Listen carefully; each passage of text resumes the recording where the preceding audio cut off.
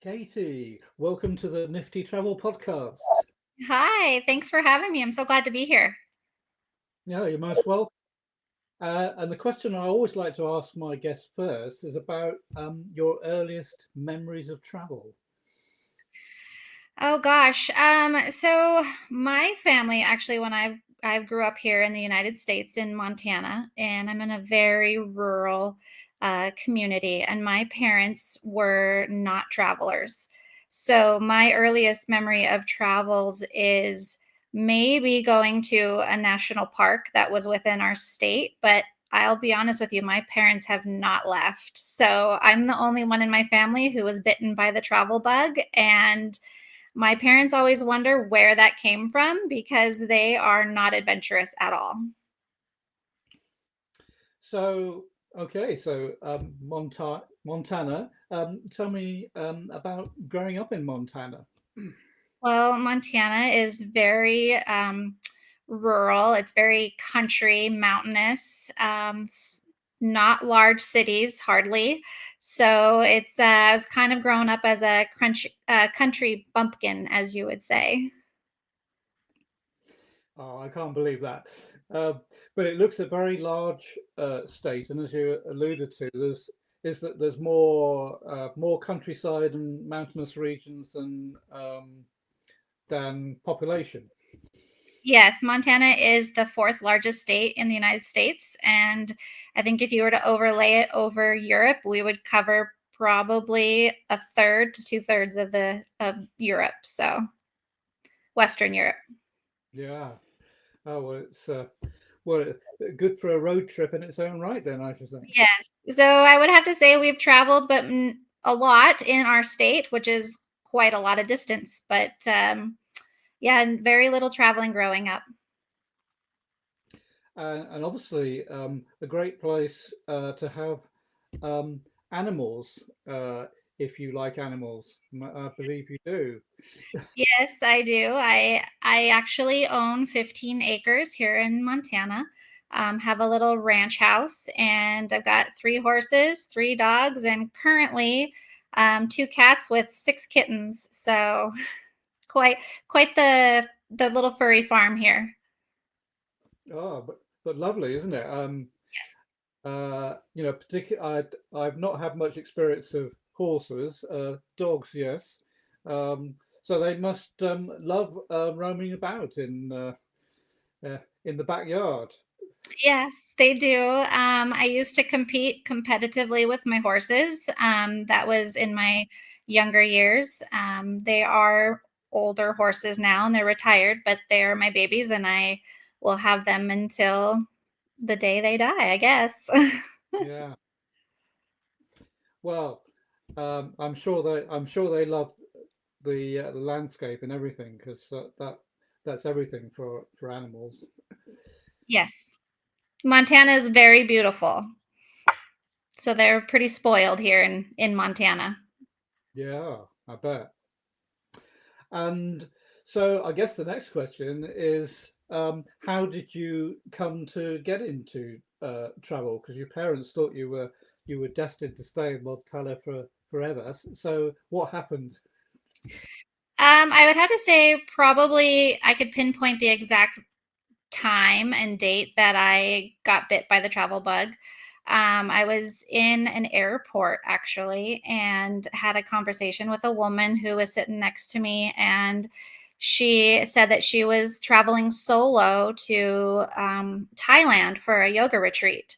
And I remember thinking that that was crazy, but I was completely smitten by her. And I think it planted a seed in me. And so it was, 4 years later, I decided that it was my time, and I went on my very first solo travel trip, and I went to Costa Rica, and I think that I got addicted very easily to the idea of traveling and learning new places and new cultures and especially new food. And I haven't looked back. So I'm now 27 countries in, and that's since 2000, well, 5 years ago, 6 years ago, maybe.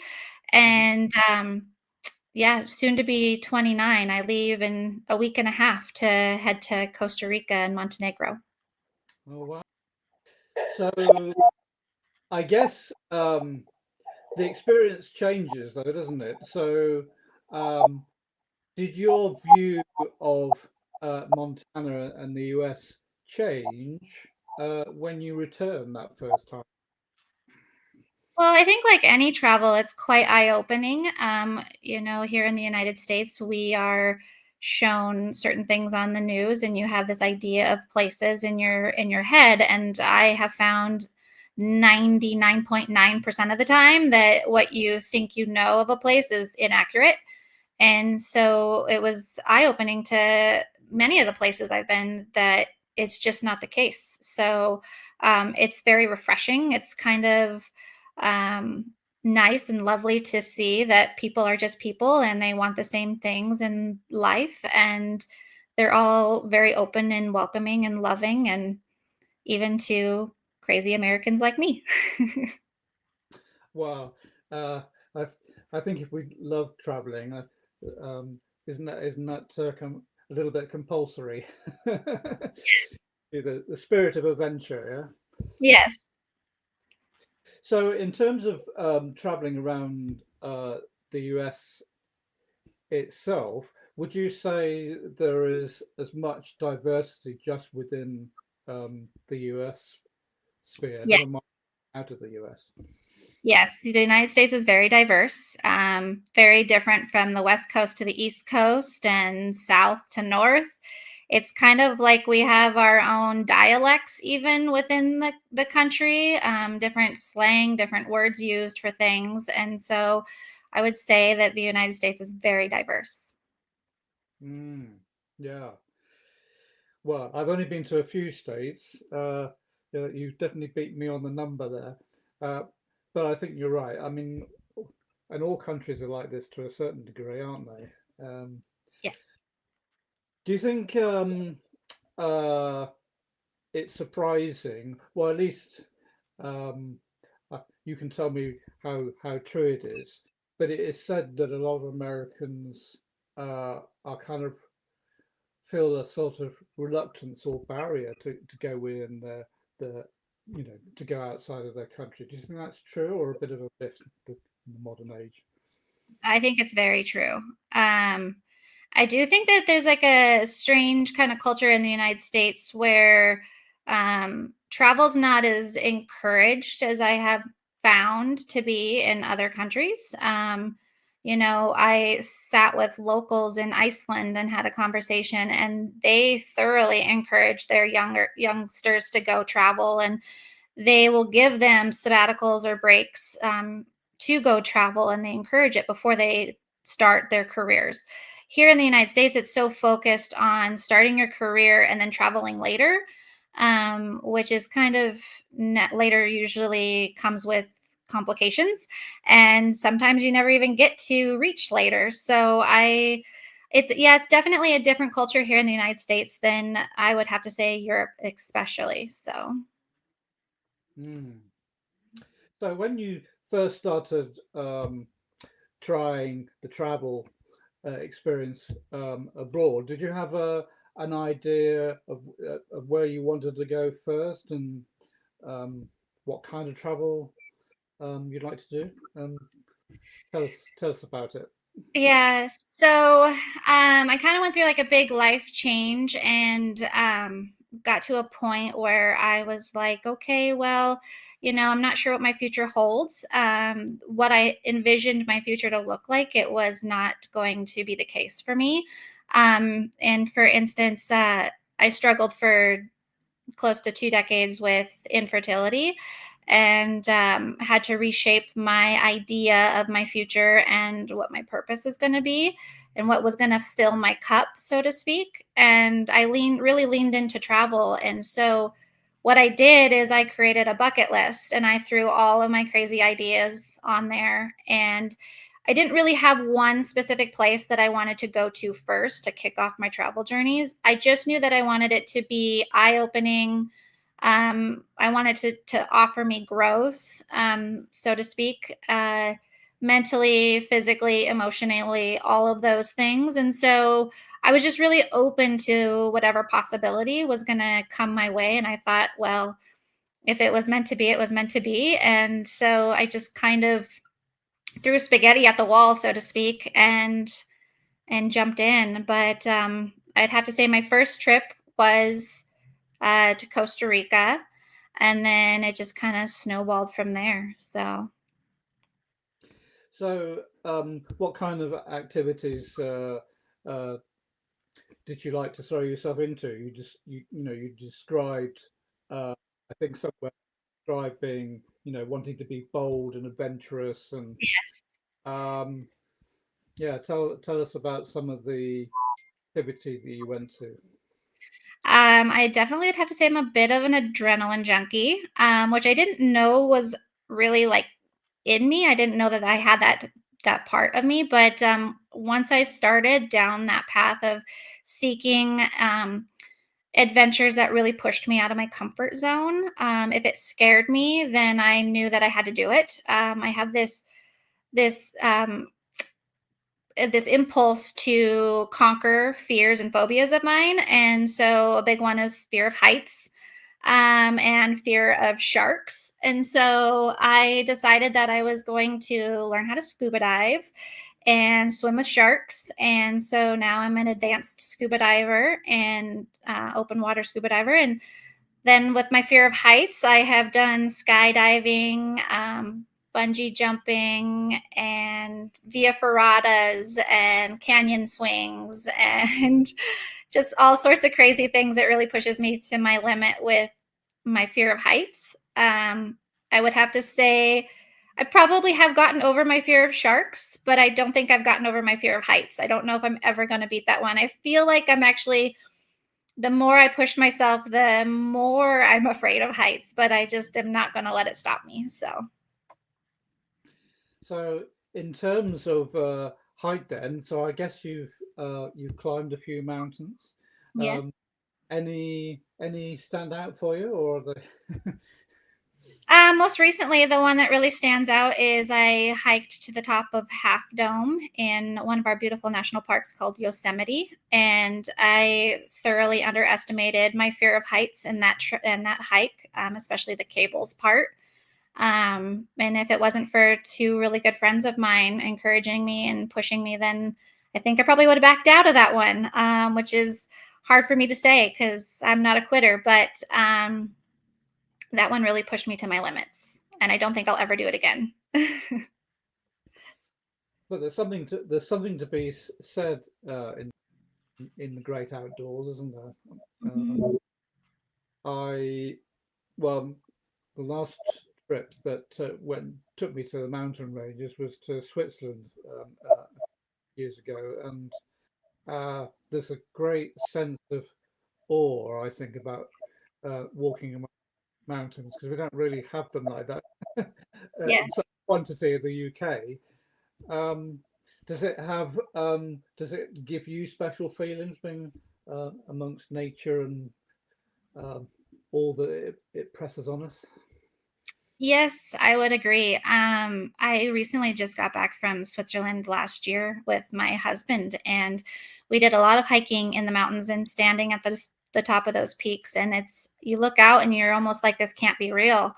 You're just like, it's just too beautiful. I've been on some mountaintops which have actually moved me to tears. I've climbed to the top of Mount Rainbow in Peru, and it was, I think, 16,000 plus feet. That's the highest I've ever been. And I literally cried when I got to the top just because of one, the feat of being able to get up there on my own without help, and then also just the beautiful glacier caps that you can see from up there.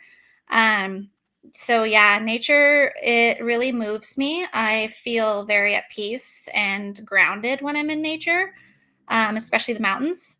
But what really calls to my soul, I think, is, ironically, it's completely the opposite, is the desert. I just feel very zen and peaceful in the desert.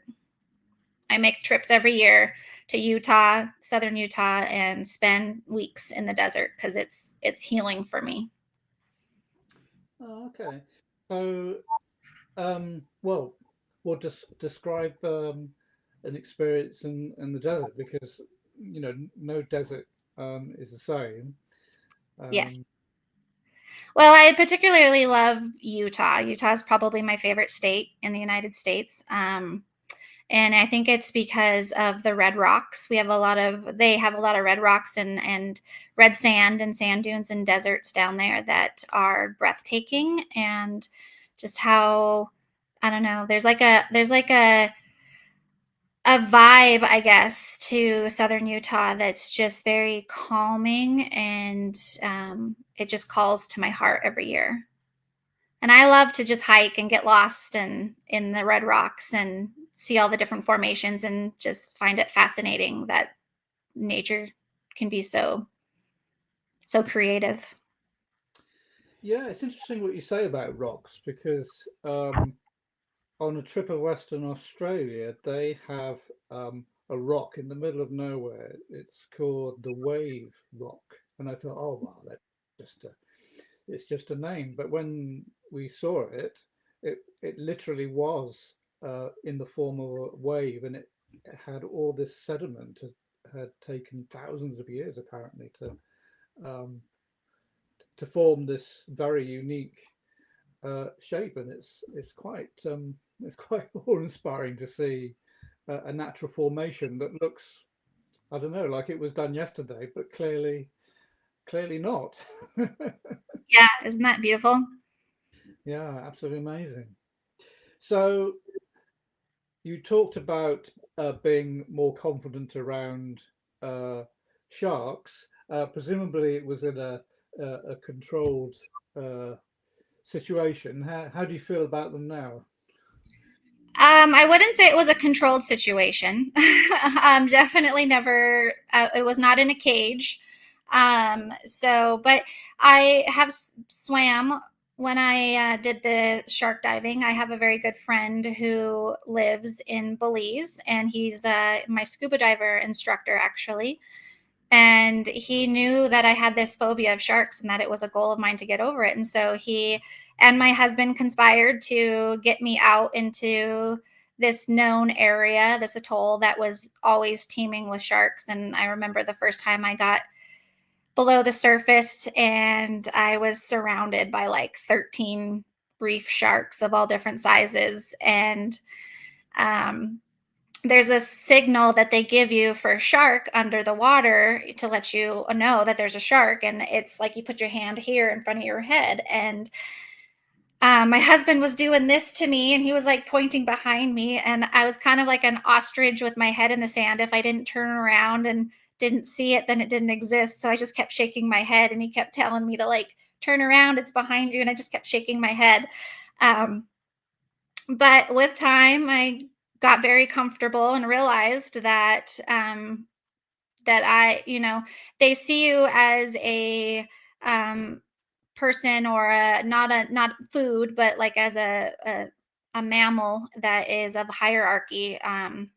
Believe it or not, they don't really see you as food. Most of them are just opportunistic. But if you make eye contact with the sharks, prey doesn't make eye contact. So as long as you make eye contact with the sharks, they see you as a hierarchy under there, and they pretty much just leave you alone. And so I got very comfortable with these wild sharks. And honestly, now I feel like it's almost peaceful swimming with them. It's very peaceful under the water, being in nature or in their environment, and it's not intimidating at all. Not like what I thought it was going to be initially. So, Mm. If Oh, anybody's afraid of sharks, I encourage it. It's really not that bad. it turned into a very positive experience. Yes, it was. D- do you think they were just as curious about you and your husband and fellow swimmers as you were of them?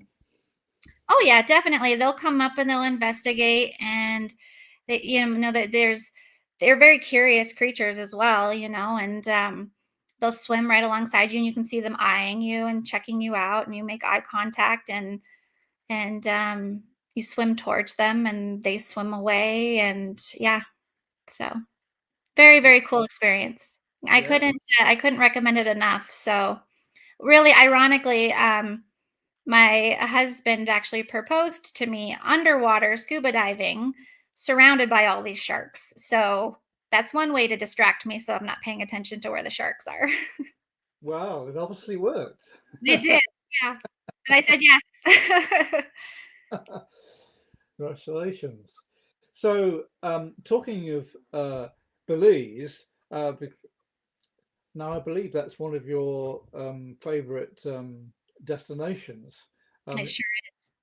I mean, it's very difficult to, when you've traveled to several places. I always think it's very difficult sometimes to uh, pick a destination. Oh yeah, that definitely stands out above all others. So, well, you've given me one reason why Belize might be uh, uh, stand out, but does it stand out for other reasons? It does. I love Belize so much. I have been back there 4 times. I go almost every year. I haven't been this year. My husband and I decided to try to venture out and explore some other Caribbean islands, but we'll definitely go back again next year. We're missing it.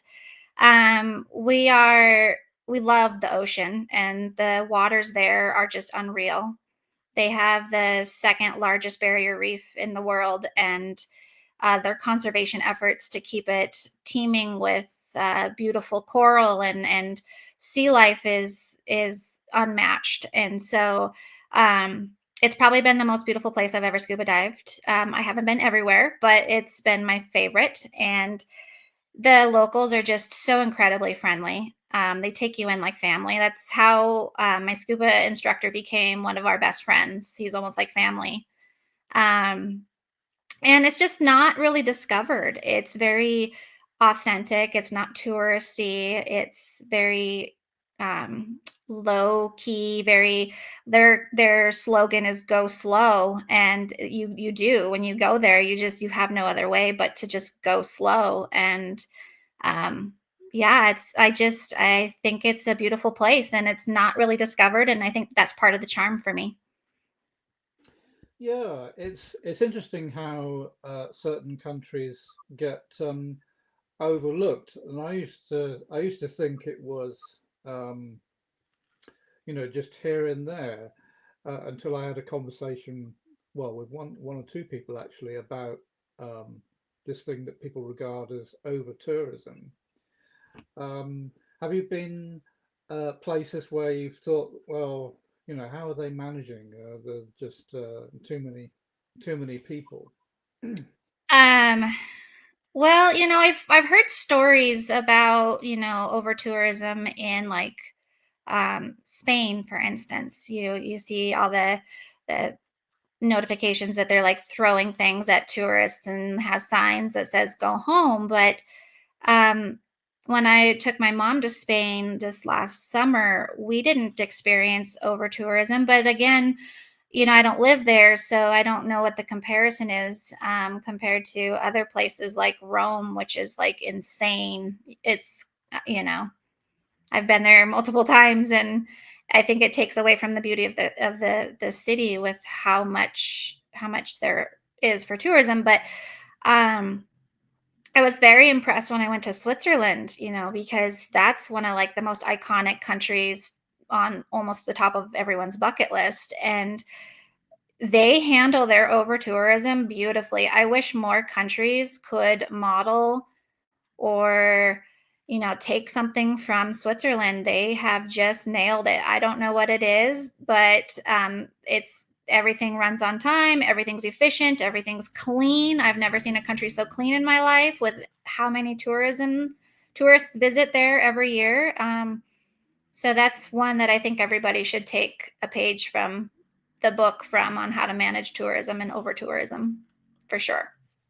Yeah. Well, I think the Swiss, they, my understanding is they pay higher taxes, don't they? So, um, Yes, you do pay for it when you go there, but I think there's probably some things that, everybody can learn from on a smaller scale for sure. So they're mm. very organized. Now, I was going to ask about because Belize and a lot of countries close by to Belize have um, ancient history Mhm. for visitors to discover. I believe is it the Mayan. Um, The Mayan temples? yeah, they Yeah. have temples, don't they? How impressive uh, are they? Oh gosh, they're absolutely impressive. Just the Mayan culture in general, from what they've discovered and what's been uncovered, it's the old civilizations are huge, and it's very interesting to understand when you take tours and stuff in Belize, to learn about how advanced they were back then, which is kind of astounding. Um, and not too far from Belize, just right across the border in Guatemala, is Tikal. And so we took a guided tour from San Ignacio, Belize into Tikal, Guatemala, and it was just astounding. I mean, you just stand on the top of some of those temples and look out, and there's like these mounds that have just not been uncovered yet because they don't have the financial means to excavate them, and you can just see like how big these kingdoms and stuff were back then, when you thought people were just still doing things with sticks and barely discovered fire, and it's like it's insane to see how advanced they were. And I still don't think we know a great deal about them, do we? Well, I think it's always definitely a process that they're still discovering. um So, I'm sure with time you will uncover more. But again, all of that comes with funds. You got to have funds to be able to keep excavating and keep discovering. So, Well, it's a bit like uncovering, that city in Italy that got covered by a volcano. They're constantly over yeah, Pompeii. Yeah, Pompeii, yeah, yeah, which is fascinating. So, uh, and another guest I spoke to talked about, the lost civilizations of Colombia, and another area of South America that's um, well, they're just deep in the jungles, and not many people go there. So, yeah, yeah, there seems to be a lot more to learn about our past. So, yeah. Just like when I was in Peru and I was touring Machu Picchu, there's what they believe is a ridge just right across the way who is has not been uncovered or excavated yet, and they believe it's an entire um, civilization just like Machu Picchu, just on the ridge over, that may be even bigger than Machu Picchu, but they don't have the funds to excavate it. So it's a mystery still. and um, what was your experience like going to Peru? I love Peru. I definitely love Peru and Cusco. Cusco was my favorite place. I loved Machu Picchu. It was astounding and beautiful. If I go back, I would do it differently than I did. I kind of did it with a group tour and did it the tourist way and took the train in, and then bust up to the top. I would rather go back and hike the Incan Trail and do it over a multi day trek and really kind of immerse myself in the culture more. Um, Again, that's tourism for you. So, but I recommend going back and doing it the more authentic way and hiking. And isn't it one of those locations where, from a practical perspective, you can't have that many people there at one time. So it's you get a better experience as a result of that. I think that, well, I think you would get a better result from hiking in for sure. Because right now, it's very over tourist. They herd you through like cattle, and you can only move one way. If you pass something and you want to go back and see it again, you can't go back. It's just only one way traffic through there, and you can only see it with a guide. So like every good thing, it gets over touristy and things change. But you just, if you want to, it's still worth seeing regardless. And just, it's incredible, absolutely incredible. Well, it looks incredible from the photography. So it must be even better when you're there. Yeah, you just have to take the good with the bad. Like most things, you have to overlook the negatives, but the positives outshine the negatives for sure. Yeah. Now, it's probably an unfair question, but do you have a favorite state of America? Yes, Utah. Utah is my favorite state.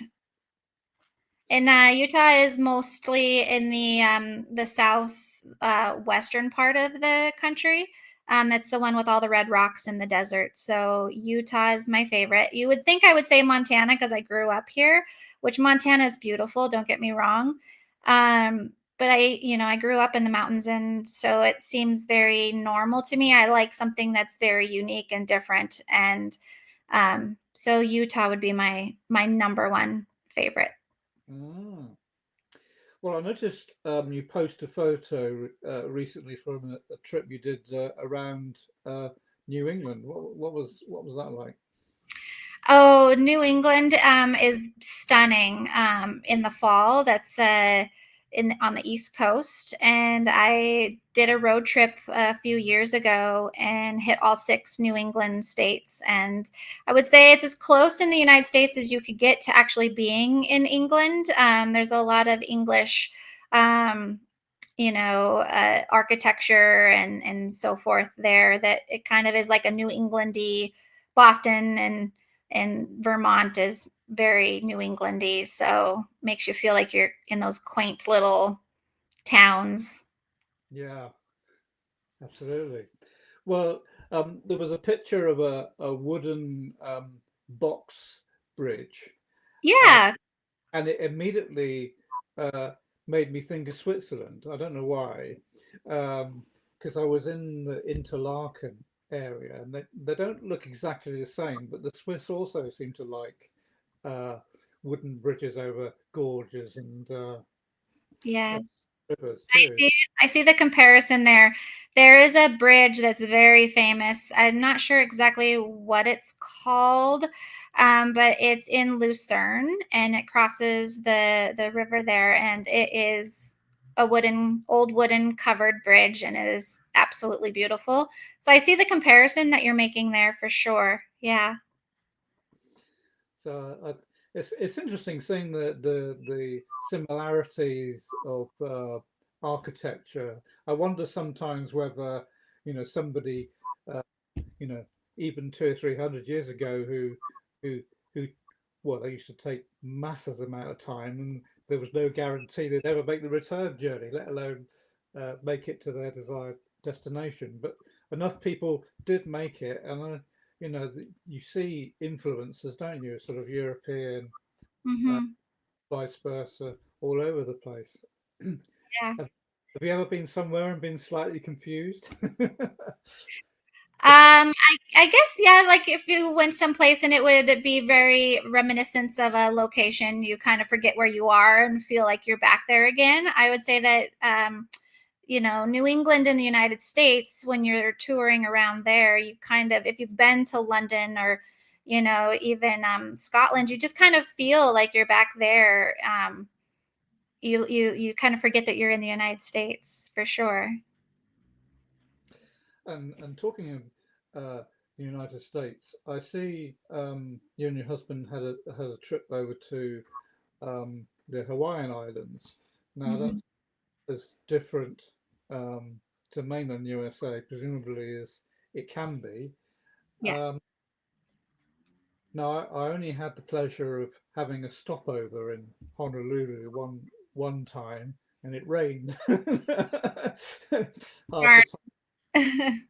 It was unfortunate, but I knew that it would be beautiful. And I, so, what was your impression of it?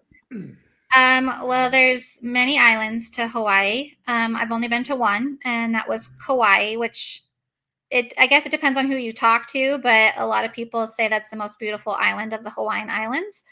It's also the wettest, so it's the most tropical, the most lush, very mountainous. Um, and it was absolutely breathtaking. I actually never had Hawaii on my bucket list. I actually kind of thought in my head that Hawaii is one of those destinations that is expensive and over touristy, and I could go to just as many other places that are islands that are just as gorgeous and a fraction of the price.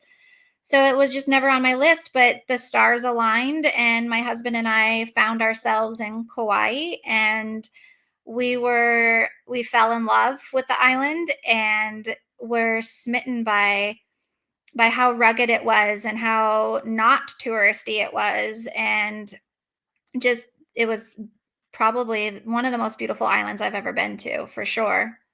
And the waterfalls there are just huge. I've never seen waterfalls that big before, so that tall. So it was beautiful. And there's more than one or two waterfalls. Yes. Yes, there are. I'm not even sure how many there are, but we definitely hit the highlights when we were there. We swam under them. That was always one of our things that we wanted to do is swim under them, and yeah, it was beautiful. So, one thing that you've started doing is to help ladies over the age of 40 to be Mhm. more um, confident about traveling. So, would you like to tell us a bit more how that came about? What inspired you to help other travelers and specifically um, ladies? Yeah. So I think it's inspired by my own journey, especially with infertility, the struggles that I had with infertility, and feeling that I was broken, something in me was broken, or that my plans that I had for my life were not going to come to fruition, and kind of losing your identity and your purpose. And it's not just for women with infertility, but I help women who are just struggling with changes in life in general. And you know um, I found a lot of growth and confidence and healing through travel, and so my goal is to help other women rediscover their purpose and realize that life doesn't end after infertility or divorce or trauma. And I would really like to encourage these women to put themselves out there again and take a leap of faith. And I really thoroughly encourage women to solo travel at least once in their life. I feel like there's so much growth in that. You realize how confident you are and how competent you are. And um yeah, so that's kind of my focus and my purpose in life now, is to from my own journey, is to help women heal and transform their futures to something just as beautiful. Yeah, absolutely. So do you think a lot of people have set up barriers within themselves um, that they need to be coaxed across? Oh yeah, women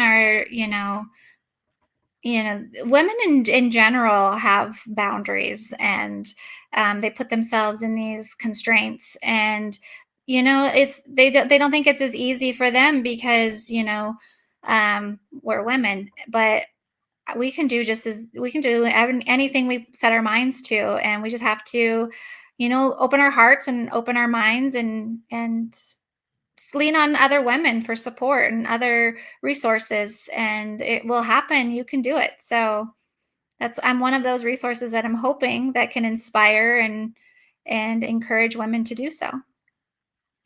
And do you think traveling solo then brings out, uh, I don't know, special qualities in all of us? Oh, it does. Yeah. I think that traveling solo, um, you don't have anybody else's expectations that you have to meet. I feel like women in general are such people pleasers. We want to make sure everybody else is okay and everybody else is healthy and happy and pleased, and we kind of forget about ourselves from time to time. And we need to be encouraged to. It's okay to put yourself first once in a while, and when you travel solo, you don't have anyone else's boundaries or expectations but your own. And so, I feel like there's creativity in that and there's freedom in that that really encourages us to grow and step out of our comfort zones, which is so easy for us to sit in. And um, so, yeah, I definitely agree with that. Now, you've described the importance of being smarter and safer when traveling. So, how does that manifest itself? As a solo female traveler, Yeah, okay. Well, I think that, women in general have to be conscientious of being smarter when they travel solo. And for me, that is doing the research, learning customs of where you're going and being respectful of those customs, and figuring out ways that you can be yourself and be comfortable but be respectful at the same time. um, and there's just ideas that you have to keep in the back of your mind, when you're solo, is being aware of your surroundings and having appropriate things with you in case of emergency. And um, so yeah, of course women have to be smarter when they travel solo. We don't get to, you know rely on just being a man to feel protected or feel safe. We need to travel smarter. yeah. And do you think I mean, the travel industry is changing all the time, Mhm. never stop from day to day, week to week. Do you think the solo travel industry is evolving in a positive way? Oh, I think so. I think that there's a number of us out there who are showing that solo travel is completely capable, or is you can do it, especially as a solo female artist or a traveler. And I think that, unfortunately, the news makes it seem like it's super scary out there and something's going to happen to you. But that's just not the case. I would have to say that every place that I have gone to, I've gone multiple countries solo, and I have always felt very welcomed and comfortable. Of course, with, like I said earlier, keeping your wits about you and being aware and making smart choices. Um, you can't just be doing crazy things that are going to put yourselves in harm way. But if you're traveling um, smartly, there really is no barrier. I feel that.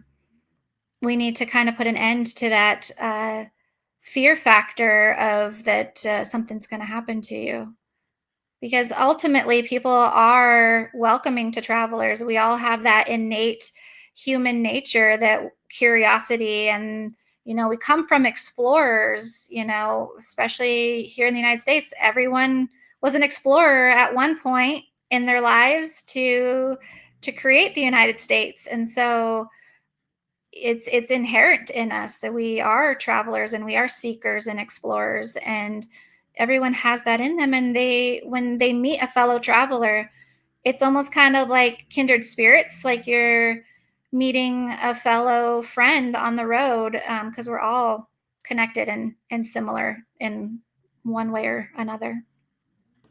Yes, we certainly are. Well, one thing I've noticed in Europe, and I'd love to get your take on the American equivalent, is that there seems to be a lot more emphasis in at least some travel companies on actually designing and specializing in the solo market. Is there an equivalent happening in the US? I wouldn't have to say that I have felt or seen that. I think that it's not outwardly promoted. I don't even think traveling in general is outwardly promoted, um, very much here in the United States. Everything here is focused on employment and work and the industries. Um, the United States is very work, work, work. We get like 2 weeks of vacation a year. I'm sure in Europe they would laugh at that because I think that they get much, much more. So I don't think it's encouraged like it should be. I really wish that there was a change and a focus, but I don't see that ever happening. So Perhaps it's just a cultural difference. I think it is. It's very cultural. Yeah, the United States culture is very industrialized and labor forward. Now, one of the things you've described is about how to travel for free. So, um, how Well, the Uni- rational? yeah, the United States has a little bit of an added bonus or perk. I would have to say that we do have the ability to have travel credit cards that have quite the perk to owning them, where you can earn points and frequent flyer miles, and you build those up over time with certain tricks to build it up faster. And you can get free travel. You would basically pay for your plane tickets or your hotels or your train passes with your credit card points, which it doesn't sound like it because you have to spend money to make money, but it's free money if you do it correctly. And I have an entire um, free offer on my website where people can learn how to do exactly that here in the United States. It's not doesn't really work for Europe and Australia and a little in Canada, but that's one of the perks of living in the United States for sure. Ah, wow. So, um, well, no doubt you have used that to your advantage on a few occasions. Yes, I think once the ball starts rolling, you learn quickly how to work the system. And I know that sounds shady, but it's not. It's completely legal. Um, and once you learn how to work it, I rarely pay for plane tickets anymore or hotels. Hmm. Ah, well, And it's just from my everyday spending. So yeah. Well, if it's there, you should use it. yeah. One one should never be embarrassed if the facility is available. That's what I say. Any way to travel more, I encourage it. Yeah. So, um, how important um, is it to plan journeys? What difference does it make, generally speaking? Can you repeat the question? I'm not sure I understand it.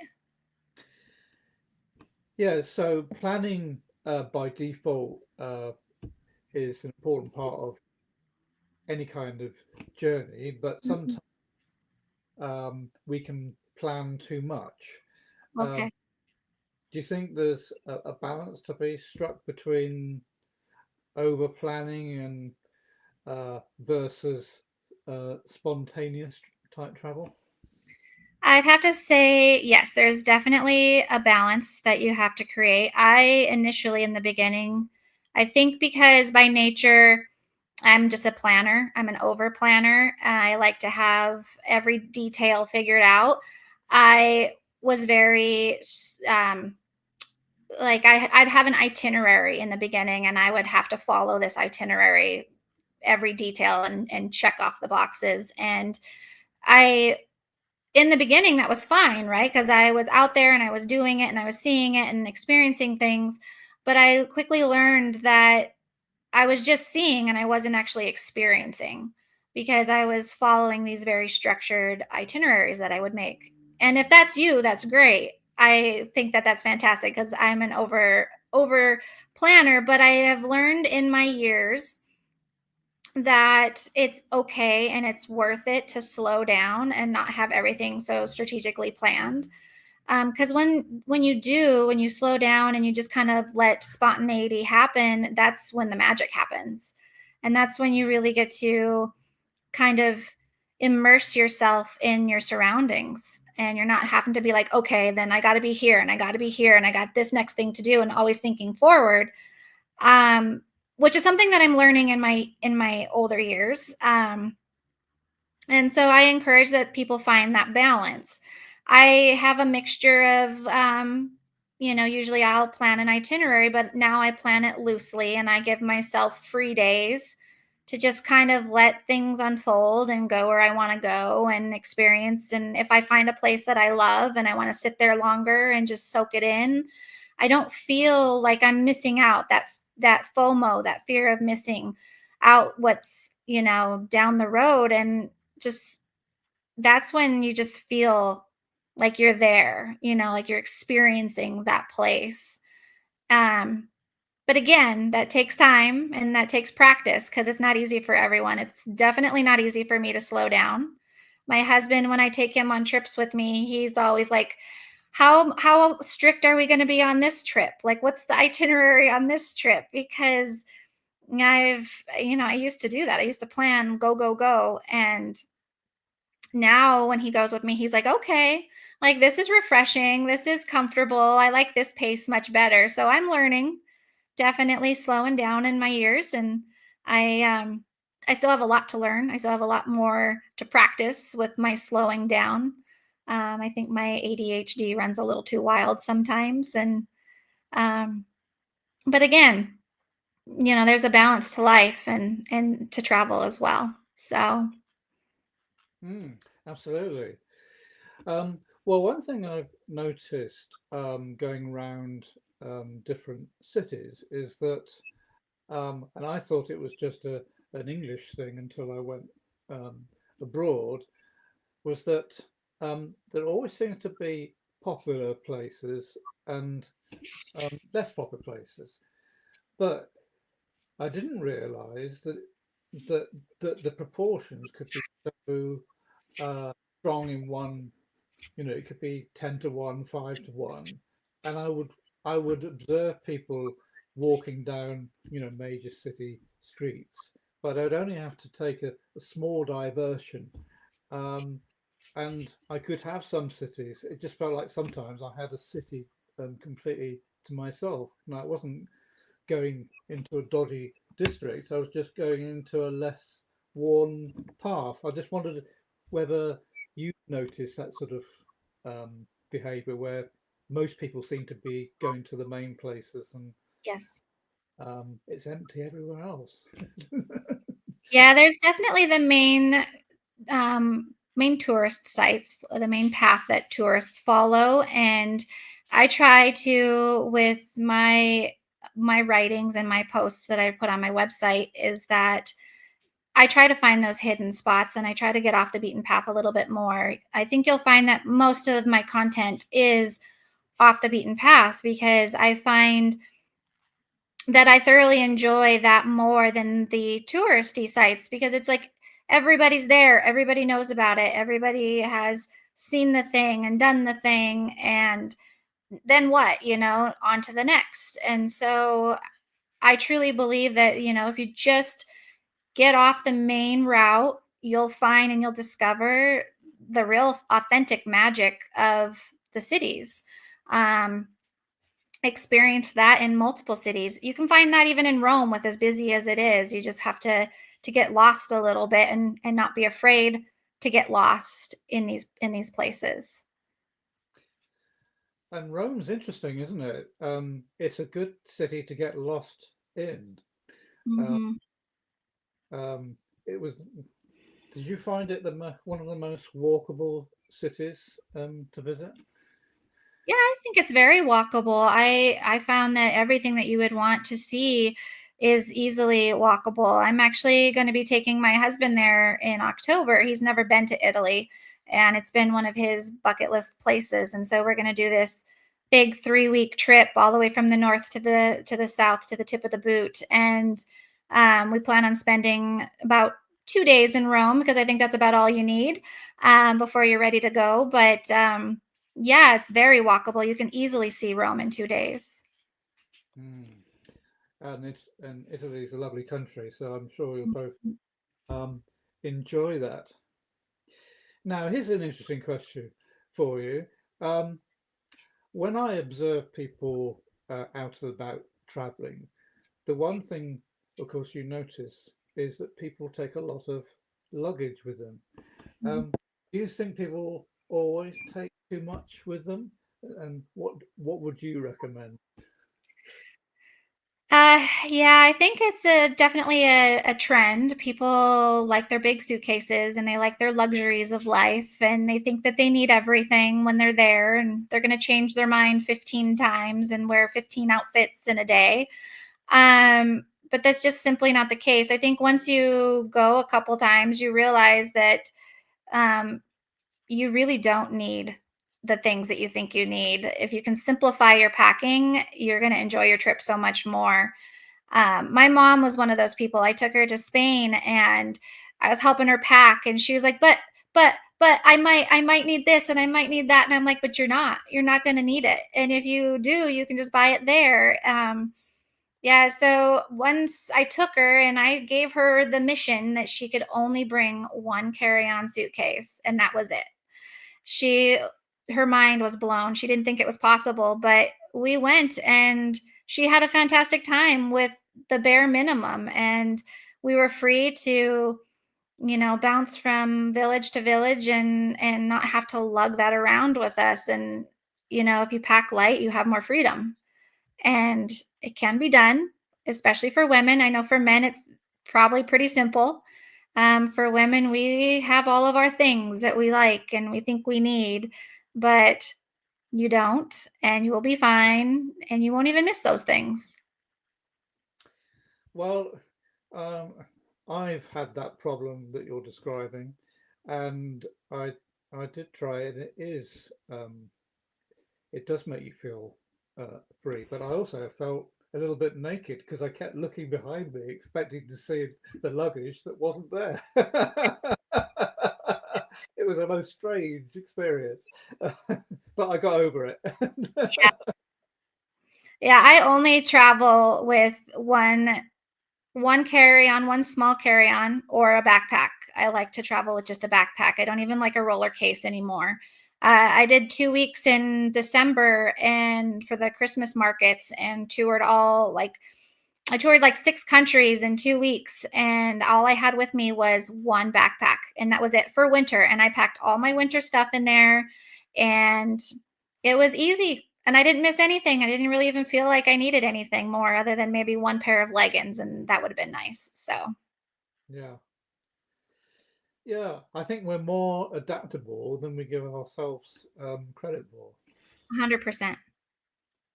And as you say, we can pick up the little extras as we're going around. So Yeah. I've good. got my packing down to a science. It's pretty streamlined and pretty minimal. I might be on the more minimal side than what most people would tolerate, but I um I enjoy it. So in terms of a strategy for someone who hasn't travelled that much, what would you recommend to um, first-time travellers or people not sure whether they should travel or not, and they're just wondering how they should approach their travel project? What would you recommend as a strategy? So if they're new to travel and like how should they approach travel? Mm, Um gosh, that's a tricky question because the world is endless. There's so many places to go. Um I would say if there was one place that you really want to go and you want to see in your life, then you should devise a plan to make that happen. Um, and I don't really know how to. I'm not sure what you're looking for there, as far as an answer goes. But um, I guess do your research and um, take it step by step. You got to pick a place and that pulls to your heartstrings and devise a plan and a packing list that's minimal and go and do it. No, I think you're right. The world is our oyster, and often it's the it's the decision to actually make the journey that's more challenging than the journey itself, isn't it? Yeah, I think that we overcomplicate travel. It doesn't really need to be that complicated. It's actually quite simple. All you need is a destination and the idea to go, and the rest of it will fall into place. I really think that people overcomplicate travel. It's not that complicated. I think the first step is, like what you said, is to take that first step for sure. Now, one thing you talked about is, as part of this process of going on journeys, is about the either the person you may become, or or just being more relaxed about someone you might become as a result of traveling. Um, how do you see it? The process of travel in that way. I think travel is a process for you in many ways. I think it's a process for, you know, it's a process for you in your growth and being more confident. And like you said, becoming more confident and comfortable in your decision making skills and your process of thinking things through. And you know travel can come with some challenges, but I think that we're adaptable and we're problem solvers. And the process is you just got to take one step at a time, and whatever happens on your journey is all part of the adventure. And if you can just be open to seeing the positive side of everything, then the scary stuff goes away. If you can just keep yourself you know open minded, and it'll fall into place and the process will work its way out. Yeah, oh, well, that's good advice. So, in terms of um, thinking about all the countries um, you've visited, would you say there have been places that have surprised you? You had perhaps you had a preconceived idea of what you would find when you got there, but you were surprised in one aspect or another. Yeah, I'd have to say, for one, that's coming to top of mind that we were just talking about earlier was Hawaii. In general, I had this preconceived notion of what Hawaii was going to be like, and it completely did not. It like was better than my expectations. And then another one would be probably, Peru. I had different ideas of what that was going to be like. I think though that that one was um, influenced because I was there with a group. I had done it with a yoga retreat and a group, and um, so that definitely changed my perspective of things because I'm normally not so of a group traveler. Um, I'm more of a solo traveler and, devise my own plan. And, following someone else's plan was a little more tricky for me, which is good in its own way. Um, but that definitely had changed my perspective. I think that I had done things in Peru the very touristy way of doing things, and I'd love to go back and do it not so touristy. But isn't if you find a destination you you like. Don't you think, isn't it the case that you always feel that you would do it differently the next time because maybe something else, um, there's something else to do that you didn't have time to do while when you were there the first time around? Mhm. I find that often, probably every destination that I go to, that there are things that I wanted to do that I didn't get to do. There's I used to believe that I was only going to go to a destination once in my life because there's so many places that I want to see and so many things that I want to do. And so I would have this idea that I got to see it all and I got to do it all because I was not going to be back there, or it was going to be a very, very long time before I got back there. And I can't even tell you how many times I've returned to places that I didn't think I would ever gonna return to just because of opportunities that had presented to me.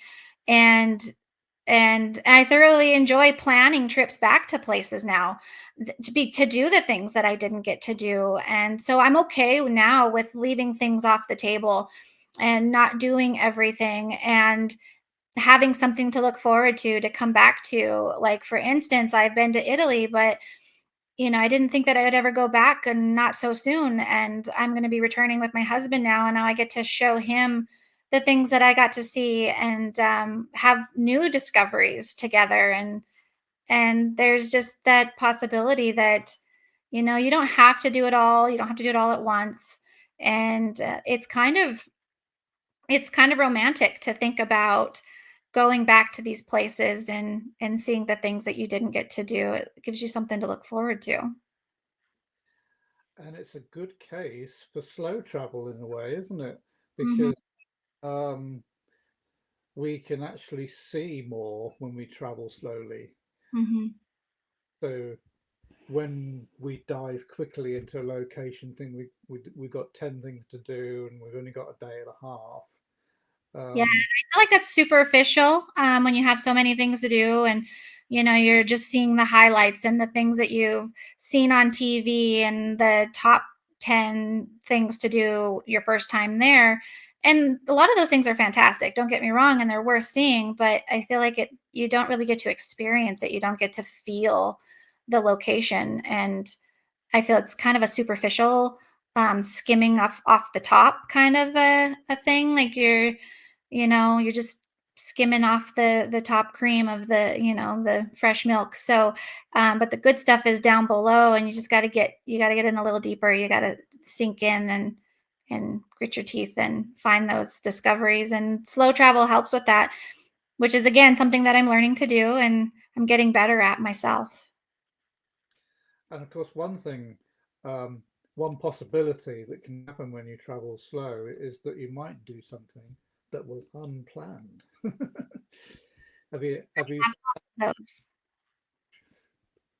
have you had that experience doing Yep, I something? have I have lots of those. The one that's coming to my mind is when I was in Istanbul, Turkey. I just, randomly we got invited into a local's home, and it was the last day of Ramadan, and it was the day of feast, and everybody was celebrating, and they were no longer fasting, and they were all just eating sweets. And it's kind of like Thanksgiving in the United States, but it's like that for them, where they get together and they feast. And my husband and I got invited into a local's home to celebrate and to feast with them.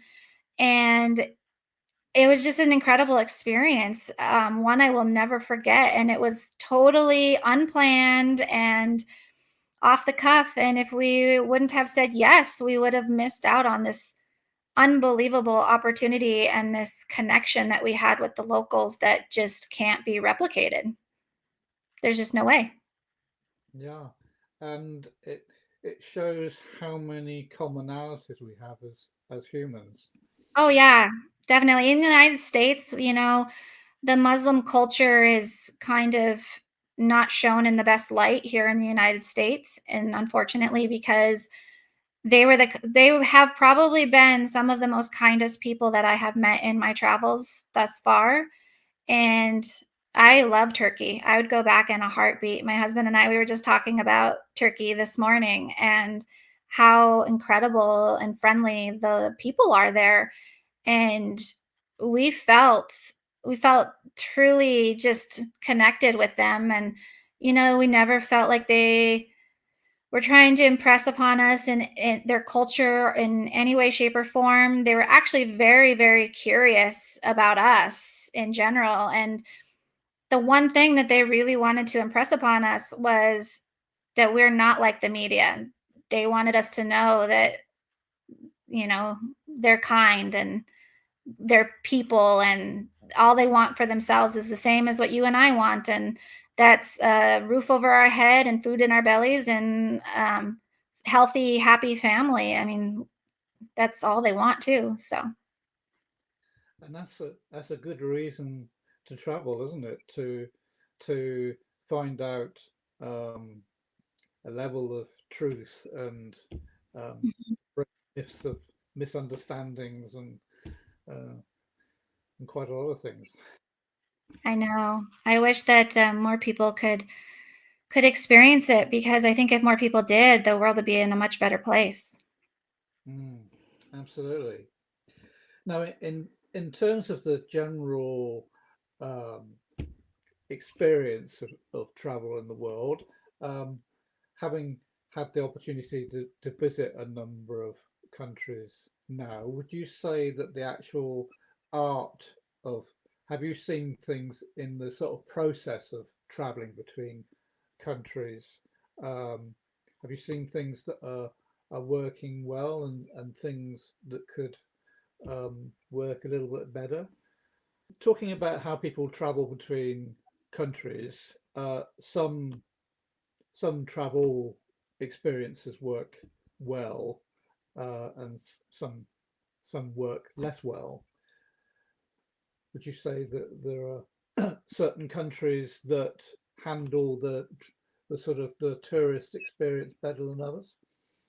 Oh, for sure. Yeah. There are countries that are much better for traveling. For example, pretty much anywhere I've been in Europe is got their public transportation down pat, and you come here to the United States, and it's not super easy to travel from one destination to the next.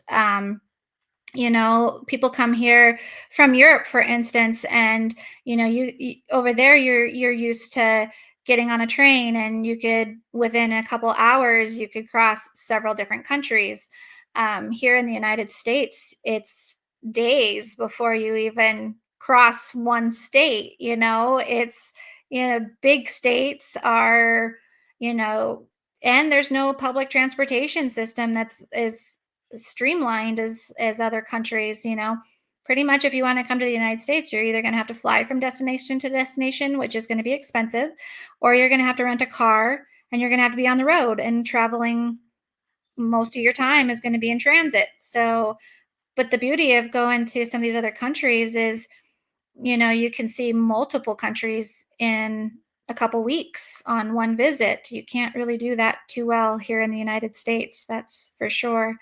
um, our infrastructure is just not there. We just can't do it like Europe can. So, Ah, but efforts are being made though, aren't they? I mean, I've heard of well, in in particularly in Florida, there's been a lot of effort yeah, build within the state, hasn't there?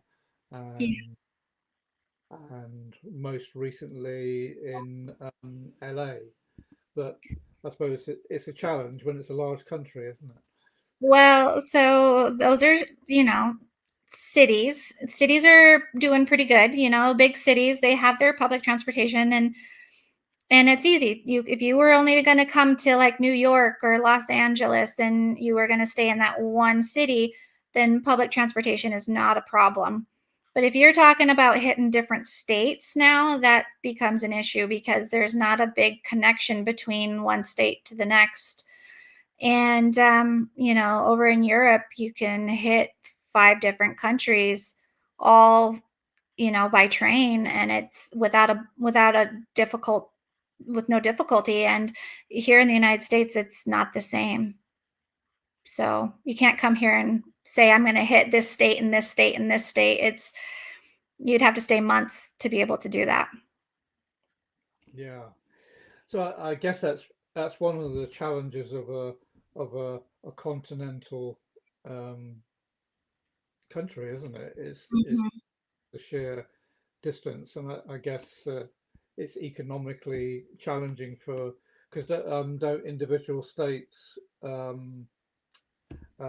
manage their own affairs in Yes. general? Yes, the United States is you can kind of think of like the United States as a bunch of united little countries basically, and each state has their own laws and their own government. Um, but we're all ruled as one, and so that's why we are the United States.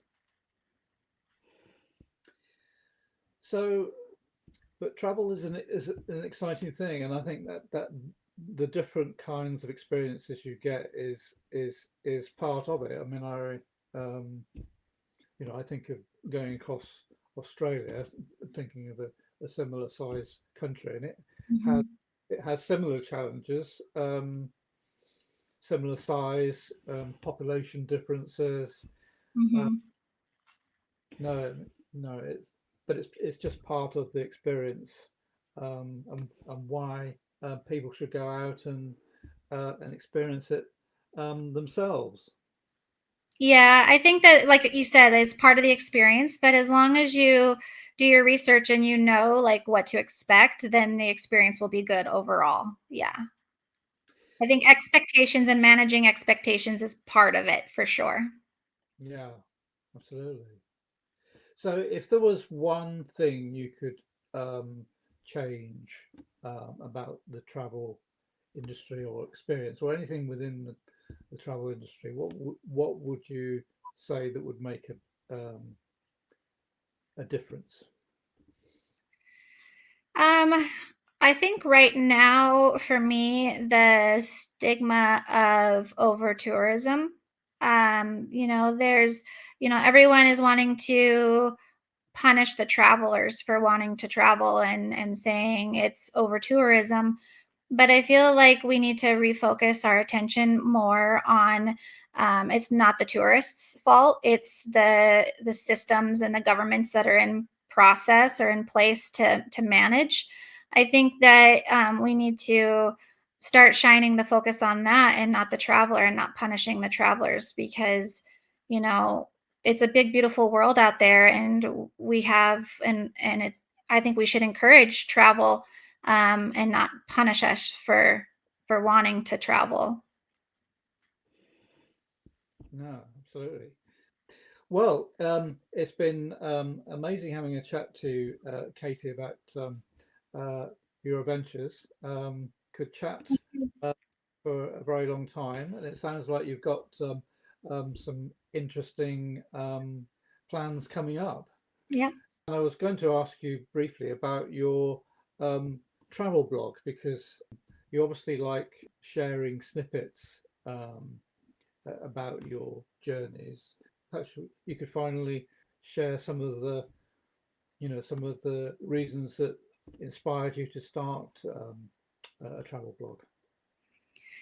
So my blog is called katescrossingblog.com. And I initially started it because one, I've just always had a passion for travel and I wanted to share my experiences with my family and friends who are always asking me about my travels and asking me for tips and things. But it's grown from there. It's become more than just me sharing my journeys. It's helping other people discover their own passions and joys and being an inspiration for women specifically. Um, and to help teach women how to make their travel dreams a reality. It's a safe space for women to dream and plan and to conquer their goals. And yeah, so I hope you guys check it out. Absolutely. Well, we'll put links in the description. So thanks again for joining us, Katie. And well, um, I hope you enjoy your trip out to Italy and other places that you've mentioned. And thanks very much for joining us today. Well, thank you. Thank you for having me. I really enjoyed this. You have a good day. You're welcome. Bye.